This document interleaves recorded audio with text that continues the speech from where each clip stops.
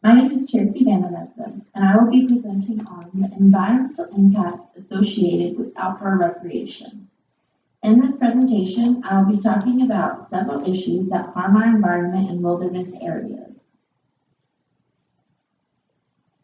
These areas are golf courses, off-road vehicles, as well as technology.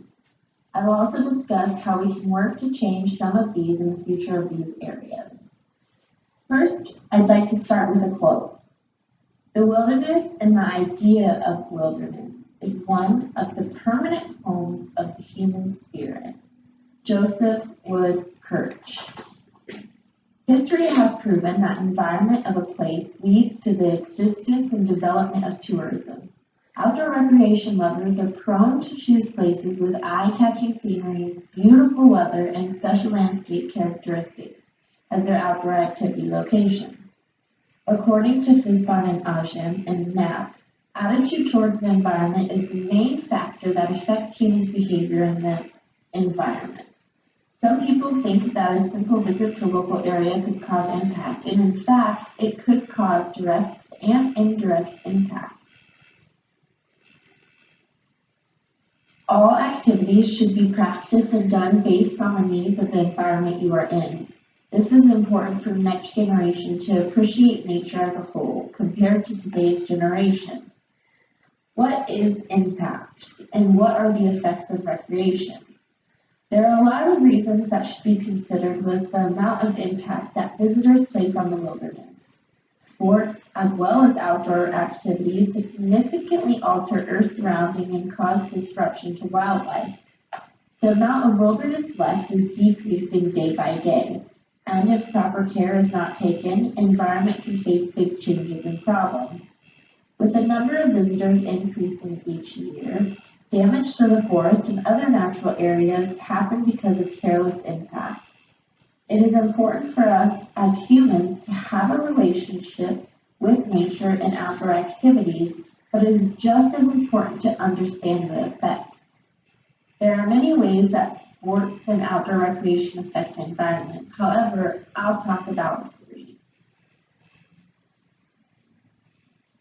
Flawless, ultra-green humans surrounded by suburbs and country and even wilderness. So pristine, who would ever imagine that golf courses could be hazardous to the environment? In the last 20 years, since the dawn of ecological awareness, the case has been building against those seemingly inconspicuous places. Golf courses are encountering the same hard scrutiny as freeways and factory yards. When a developer builds a golf course, they must go through the environmental hearings after another before they get the approval to start. Voltes, 2015.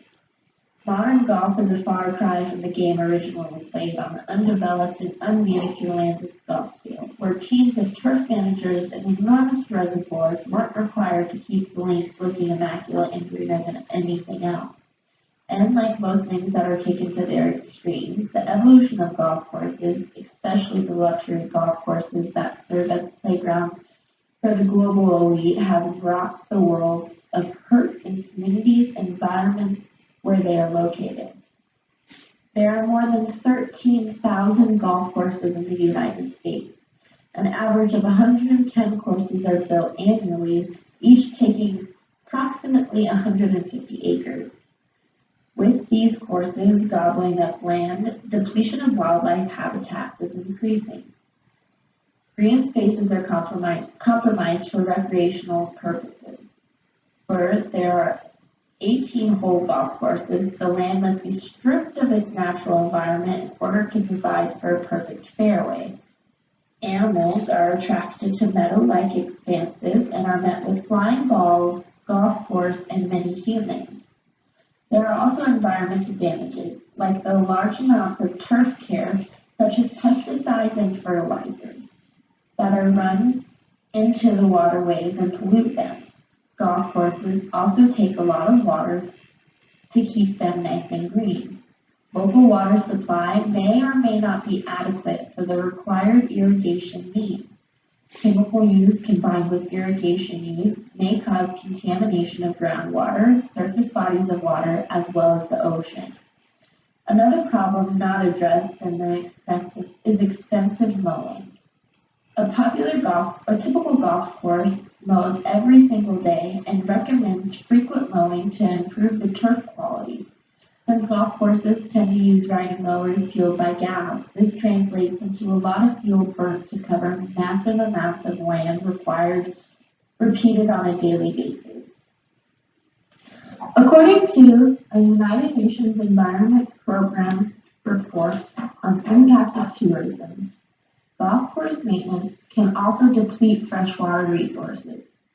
In recent years, golf tourism has increased in popularity and the number of golf courses has grown rapidly. Golf courses require an enormous amount of water every day and, as with other causes of extensive extraction of water, this can result in water scarcity. If the water comes from wells, overpumping can cause saline intrusion into groundwater. Golf courses are more and more often situated in or near protected areas or areas where resources are limited. For many years, the impacts and effects of off-road vehicles on ecosystems have been a controversial subject across the United States and throughout the world. Off-road vehicles shatter wilderness islands, crush vegetation, terrify wildlife, leave trails rutted, and cause erosion in areas. There is a high number of thrill seekers making their own trails in four-wheel drive cars and trucks, buggies, and snowmobiles. Not satisfied with traditional access areas, many people utilize ORVs to go past their traditional areas and into more remote locations. These vehicles are made to traverse mud, sand, gravel, and water where standard vehicles cannot go. Off-road vehicle sales have substantially increased over the last decade. Per Havlick, ORV use near streams, rivers, and lakes creates a serious water pollution threat.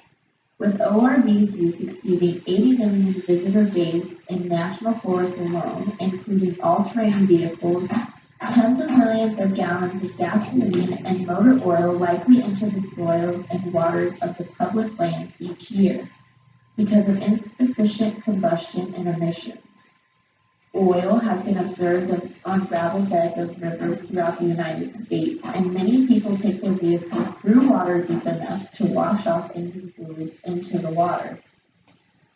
Soils in arid regions can be severely affected and damaged by ORV through disruption and compaction. Soil stabilizers include plants, lichen, and algae crusts and soil crusts. Wilshire, 1983. These natural soil protective elements in the desert are highly vulnerable to vehicle use. The force of rolling wheels on soil can cause compaction and have a serious, long-lasting negative effect. Compaction of the soil can decrease water infiltration, increase runoff amounts, and cause major erosion problems. Webb, 1983 reports that soils most susceptible to compaction are loamy sands and gravelly soils. The tracks of off-road vehicles on erosion-sensitive soil surface form rills and channels which over time can grow into gullies. Technological advances have given ORVs more power and control, allowing even beginners to access remote wildlands. These advances have increased the amount of motorized activity in wildlife habitat and the vitality of sensitive ecosystems. ORVs reduce perennial and annual plant cover as well as density and overall ground biomass. Smaller shrubs and trees are often the first to be damaged or eliminated from an area. A single vehicle pass can destroy or disrupt many types of plants and soils. Plants with shallow root systems are especially vulnerable, where certain deep-rooted plants may require many passes to destroy it. The degree of loss is dependent on the intensity of use, although the terms moderate and heavy use are reflective and may vary from site to site. Off-road vehicles are the main key link in the spread of invasive plants that are becoming a threat to many grasslands and forest ecosystems within the United States. A study in Montana found that an undesirable knapweed could hitchhike thousands of seeds on an undercarriage of ORVs for distances up to 10 miles. Plants like this one and many others thrive on the disturbance of ORVs caused within the area. Not only are seeds being transported from one area to another by ORVs, they are also thriving for the same reason.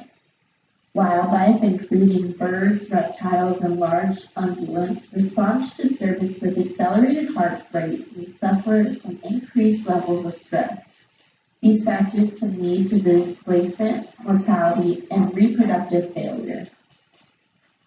Not only that, but wildlife will tend to avoid areas with disturbance levels that are higher than normal.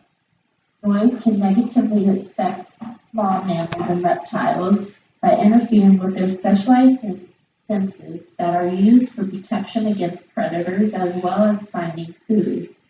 Wildlife depend on soils, plants, air, and water to survive for their sustenance and shelter.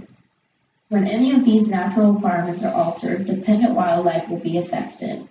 Whereas the indirect effects of ORV have been documented, direct effects including increased mortality by accidental collision with wildlife species, which may be resting or lofting under rocks or brush in the heat of the day.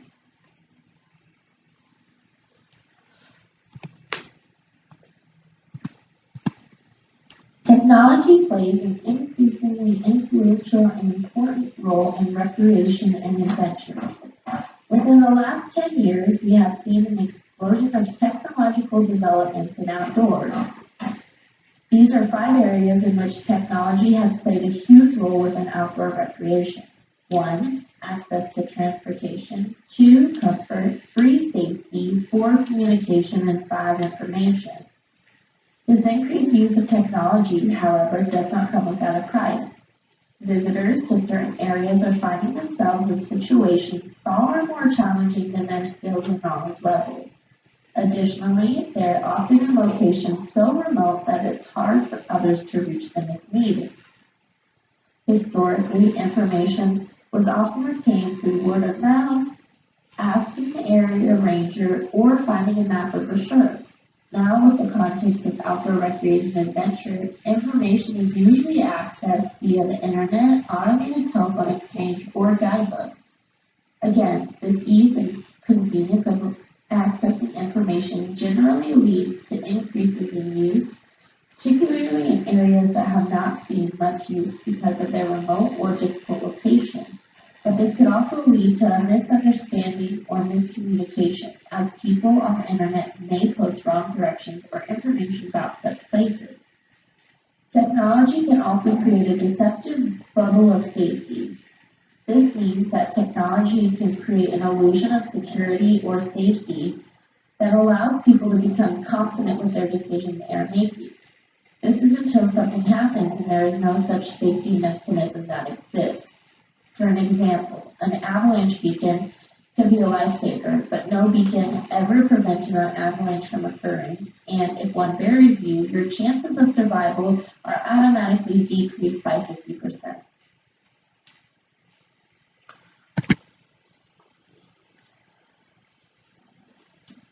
We measure the responses of 2 grassland birds, 1 forest bird, and mule deer exposed to a pedestrian. A pedestrian was accompanied by a dog on a leash and a dog alone, both on and off trail. Responses measured were flush response, which is whether the animal is flushed or not, flush distance, the distance between treatment and the animal when flushed, distance of flush, which is the distance animal moved after flushing, and the perpendicular distance between the animal and the trail. On-trail treatments, or our line of movement off-trail treatments. All wildlife in this study exhibited greater responses when the treatment occurred off-trail than when on-trail. In the grassland, the dog-alone treatment elected the least responses by sparrows and meadowlarks. whereas pedestrian alone and dog-on-leash treatments escalated greater responses. Mule deer exhibited the greatest response when a pedestrian was accompanied by a dog. The results have implications for design and implication of management policies, such as using spatial and behavioral reactions to promote the coexistence of wildlife and recreation. Lists.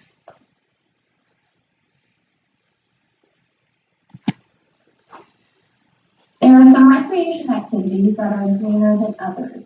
So if you're going to try to relish the great outdoors, there are better choices you can make. Instead of working against nature, it's more effective if you work with it. So here are some ways in which you can do this, as well as ways to improve the conditions stated above. Take a hike in a park or on a trail and stay on the trail. Garden in your backyard and take time to watch wildlife to see how things really impact them. It makes sense to place reasonable limits on off-road vehicles, which have large impacts on public lands. Conservationists are looking to the Forest Service's BLM to enact the following regulations to further manage off-road vehicles. Limit ORV use to designated roads and trails. Prohibit cross-country travel. 2. Designate ORV routes where it has been shown that use of route will not cause adverse environmental effects. 3. Allow ORV route designation, construction, and upgrade only following analysis under the National Environmental Policy Act. 4. Prohibit ORV use unless monitoring and enforcement are fully funded and implemented. And 5.